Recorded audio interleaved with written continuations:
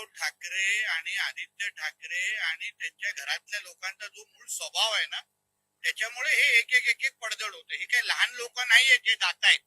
त्या प्रत्येकाला माहिती आहे की त्यांना ज्या पद्धतीने त्यांच्या पक्षात मातोश्रीमध्ये आजच्या काळात वागवलं जातं आणि तो बाळासाहेबांचा झाला नाही, तो ह्या आमदारांच्या, खासदारांच्या आणि शिवसेनेच्या सहकार्यांचा काय होणार राहणार उभाटाच्या? कळलं पाहिजे ना. तो आपल्या वडिलांचा झाला नाही, जो आमच्या देवेंद्रजींचा झाला नाही. आता बोलतोय की देवेंद्रजींना आम्ही प्रधानमंत्री करणार. अरे 19ला तू माती खाल्ली, शेण खाल्लास. ज्या देवेंद्र फडणवीसजींनी तुझ्या सख्या भावापेक्षा तुला 14 ते 19 मध्ये सांभाळलं, त्या देवेंद्रजींना तू 19 मध्ये मुख्यमंत्री बनायला दिलं नाही आणि आता प्रधानमंत्रीची भाषा तू करतो.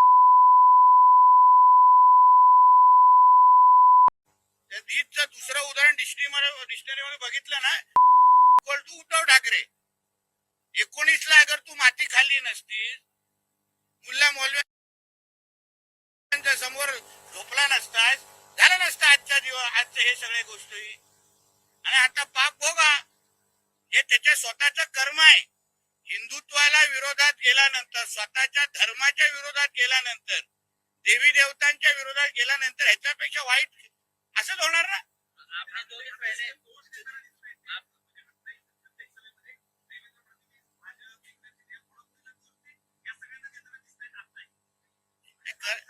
एक लक्षात घ्या, पहिले गणेश नाईक साहेब, मग राणे साहेब, मग राज साहेब, मग एकनाथ शिंदे, साहेब बाळासाहेबांच्या काळात आम्ही बरोबर मोजतो, आम्ही जुने शिवसैनिक आहे.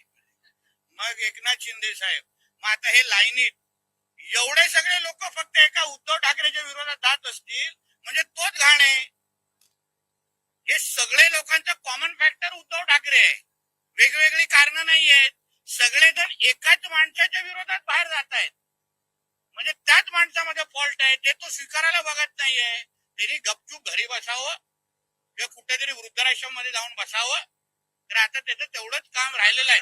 बाळासाहेबांना त्यांच्या शेवटच्या काही दिवसामध्ये जे त्रास, जे छळ, यांनी जे छळला ना स्वतःच्या वडिलांना, त्याचा तो भोगणार आहे आता. आमच्या राणे साहेबांसारख्या माणसं जे जेवणाच्या ताटावरून उचलला हे ना, त्याचा तो भोगणार आहे आता.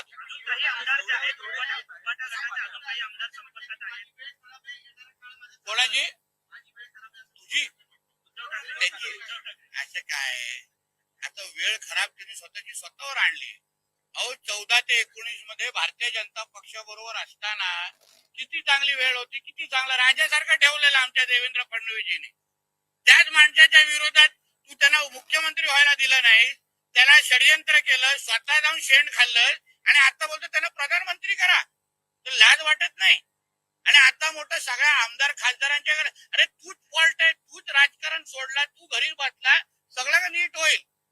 आता तुझ्या मुलाचं भविष्य किती अंधारात तू टाकलं तरी विचार कर ना. आता सचिन सारखा ज्येष्ठ माणूस जातो, लहान माणूस नाही. कामगार क्षेत्रामध्ये, वरळीमध्ये, ह्याला 4 शाखा प्रमुखांची तरी नाव माहिती आहे काय? आमच्या पेंग्विनला माहिती आहे का? नाही माहिती. हे सगळे मेहनत करणारे सचिन नायर आणि सुनील शिंदेजी आहेत.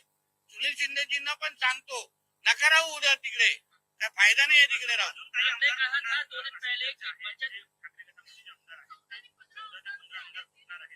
बघा आता काय, आता कोण काय करत, आता काय आपल्याला हसण्यापलीकडे काय दिसत राहिला नाही. ते आता नंतर कळेल, आता नंतर टप्प्याटप्प्याने कळेल. पण मुळामध्ये उद्धव ठाकरेंनी आता राजकारण सोडावं. तसं पण आता लग्न समारंभाने खूप होतात, आम्हा लोकांना कॅमेरा वाले लागतात. करावं, ते चांगली गोष्ट आहे. काय आज तर लग्नाची ऑर्डर बिल्डर मी 2-3 आणून देतो ना त्यांना. काळजी घेऊन करा, बाळासाहेबांचा मुलगा आहे शेवटी. अरे गट आहे बाबा तू पण कुठे पक्ष म्हणजे बलाढ्य पक्ष, त्याला लोक लागतात. जिल्हा ते जसं उद्या बोलतो ना, ते बचत गटापेक्षा पण छोटा काय विषय ते राहिलेला आहे.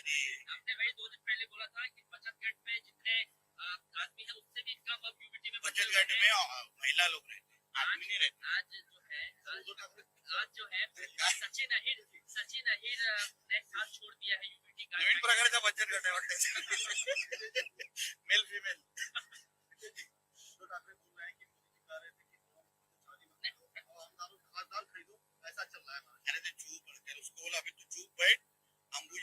ले लो और उसके मुंह पे मार दो और विषय खत्म करो। उसका अभी कुछ अस्तित्व बचा नहीं है।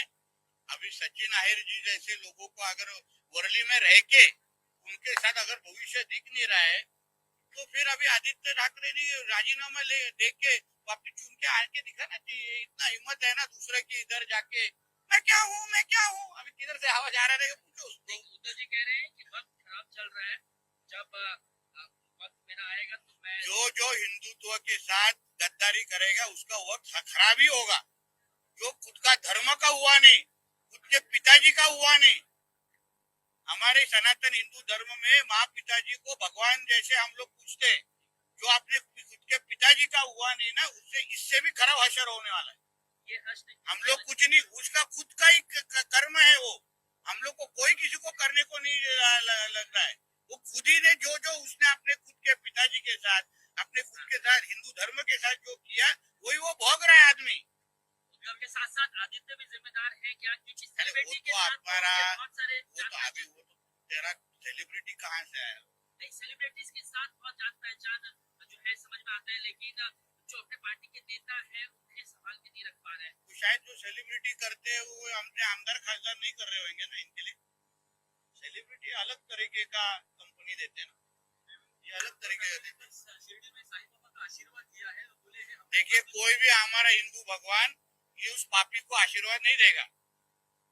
उसको बोले जामा मस्जिद जाओ, हाजी अली दरगाह जाओ, उधर कोई मुल्ला मौलवी को पकड़ो, उसका दाढ़ी को ऐसा करो, कुछ मिला के देखो। अब आदित्य विधानसभा में फिर से चुन के आ सकते हैं क्या? क्योंकि 29 को है रे बाबा, हिम्मत होएगा तो पहला राजीनामा दो, देखो देखते अब हो गया। अभी जाओ। अरे यही उद्धव ठाकरे ने 29 को हमारे देवेंद्र जी को मुख्यमंत्री बनने से रोक दिया था। महाराष्ट्र के जनता ने देवेंद्र फडणवीस जी के नेतृत्व के सरकार, जो युति की सरकार थी, शिवसेना बीजेपी की सरकार थी, उसमें देवेंद्र जी को पसंद करके वापस मुख्यमंत्री बनने के लिए मैंडेट दिया था। यही उद्धव ठाकरे ने गद्दारी की, बेईमानी की और देवेंद्र जी को मुख्यमंत्री बनने से रोका। और आज वो प्रधानमंत्री की बात है वो। तभी अगर 19 को अगर उसने देवेंद्र जी को के विरोध में अगर षड्यंत्र किया नहीं रहता तो आज ये इस तरीके का हशर नहीं होता उसका।